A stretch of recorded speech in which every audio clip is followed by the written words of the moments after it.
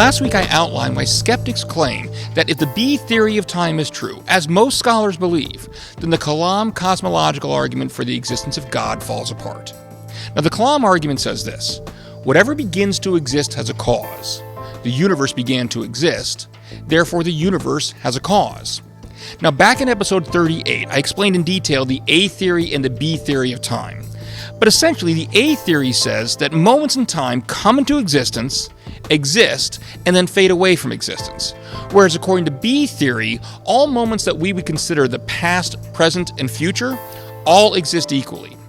Now this week, I'm going to argue that even on a B theory of time, things can still be said to begin to exist. As I explained 2 weeks ago, even on B theory, moments in time are indexed as being prior to or later than other moments. This doesn't mean that other moments are not equally existent. It's just the way the various moments are ordered and organized.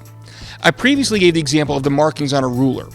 Each inch is equally existent, but they are indexed in such a way that inch 1 is seen as coming before inch 2, which is seen as coming before inch 3, and so on and so forth. On B theory, moments in time are very similar to this. But even on B theory, we can still see a beginning point. Now take my date of birth, August 5th, 1972.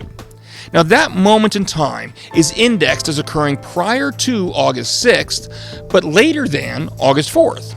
Now even if all three of those moments exist equally, we can still see where one could be pointed to as marking the beginning of my life outside the womb. So the Kalam argument can be modified pretty easily to fit within a B theory framework. Now granted, it gets a bit wordier and a little bit more complicated, but it is possible. Premise 1. Anything within time that has a moment t1 at which it is indexed as having existence, plus no moments indexed as prior to t1 at which it existed, has a cause. Premise 2, the universe is within time and has a moment t1 at which it is indexed as having existence, plus no moments indexed as prior to t1 at which it existed. Conclusion, therefore, the universe has a cause. Look, this basic framework is the same as William Lane Craig's version of the argument, so it's still valid. And all the arguments we've given in support of the truth of each premise apply equally to this version. All we've done is change the concept of beginning to exist to fit a B theory framework. Now, I added the caveat within time, but the reason for that should be pretty obvious. I mean, we're talking about the way things are ordered within a B theory of time. Now, that theory is only going to apply to things that are subject to time. It's like saying I want to put things in numerical order.